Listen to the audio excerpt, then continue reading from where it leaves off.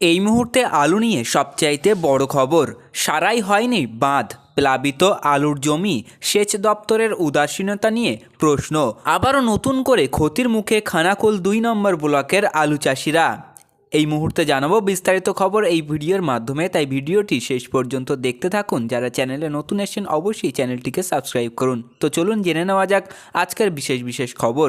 প্লাবিত আলুর জমি, ভেঙে গিয়েছে নদীর বাঁধ, সেই সঙ্গে নিয়মমাফিক জল ছেড়েছে ডিবিসিও, তার উপর আকাল বর্ষণ, সব একসঙ্গে ঘটে যাওয়া মূলত সেচ দপ্তরের গাফিলতিতেই অথই জলে পড়েছেন খানাকুলের চাষিরা। সময় মতো বাঁধ মেরামতি হলে এই বিপুল ক্ষয়ক্ষতি এড়ানো যেত বলে মনে করছেন তারা। ভাঙা নদীর বাঁধ দিয়ে ডিবিসি ছাড়া বোরো জলে গ্রামে ঢুকে রবিবার সকাল থেকে প্লাবিত করেছে এই সমস্ত এলাকা। আলু ওঠার মুখেই চাষিদের চোখের সামনে প্লাবিত জমি। জলাশয় থেকে ছাড়া জলে ডুবে গেল আরামবাগ মহকুমার খানাকুলের ২ নম্বর ব্লকের বালুইচক ও নবীনচক ২৪পুর এলাকার বিঘার পর বিঘার আলুর জমি। নতুন করে ক্ষতির মুখে খানাকুল ২ নম্বর ব্লকের আলু চাষিরা।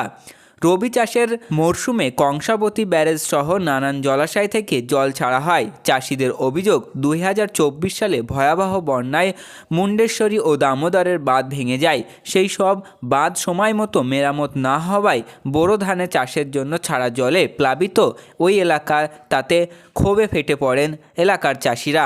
নদী বাঁধ ভাঙা থাকবার কারণেই বোরো ধানের চাষের জন্য মুন্ডেশ্বরী নদী থেকে ছাড়া জল বেরিয়ে আলুর চাষের জমিতে ঢুকে গিয়েছে।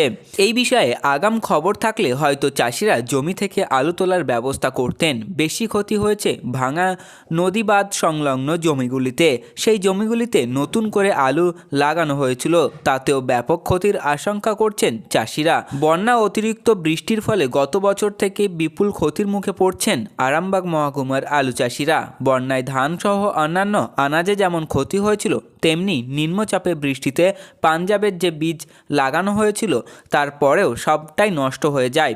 এই বিপদ থেকে ঘুরে দাঁড়াতে আলু চাষিরা জমিতে নতুন করে আবারও আলু লাগিয়েছিলেন। আলুর ফলন ভালো হয়েছিল। আলু তোলার ঠিক মুখেই জমি প্লাবিত হয়ে পড়ায় আর্থিক সংকটের মুখে পড়ে যাবেন চাষিরা। ডুবে যাওয়া জমির আলু ফের পচে নষ্ট হয়ে যাওয়ার আশঙ্কা করছেন তারা। রবিবার সকাল থেকেই তারা জমি থেকে জল বের করার চেষ্টা করে যাচ্ছেন।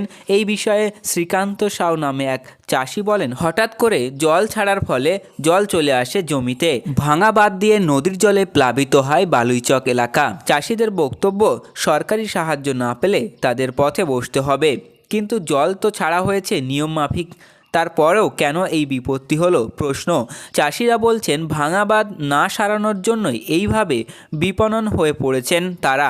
কেন বাঁধ সারানো হলো না এতদিনেও, সেই নিয়ে দফায় দফায় বিক্ষোভ দেখান ক্ষতিগ্রস্ত আলু চাষিরা। এলাকার ব্যাপক উত্তেজনা ছড়িয়ে পড়ে। পরিস্থিতি সামাল দিতে খানাকুল থানার ওসি হামিদুল ইসলাম ওই এলাকার পুলিশ মোতায়েন করেন।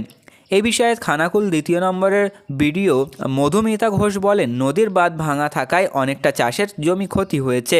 সুফল বাংলার লোকজন আসছেন মাঠ থেকে, যাতে আলু কেনা যায় এই ব্যবস্থা করা হচ্ছে। সরকারিভাবে সব রকম সাহায্য করা হবে চাষিদের।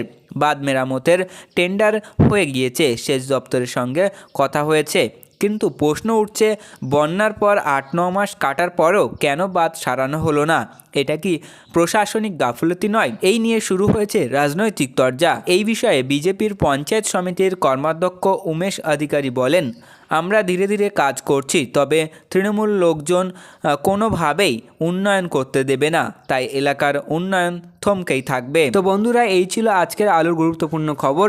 পরবর্তী এ ধরনের গুরুত্বপূর্ণ খবরগুলি পেতে আমাদের চ্যানেলটিকে সাবস্ক্রাইব করুন, পাশে থাকা ঘন্টাটি বাজিয়ে রাখুন।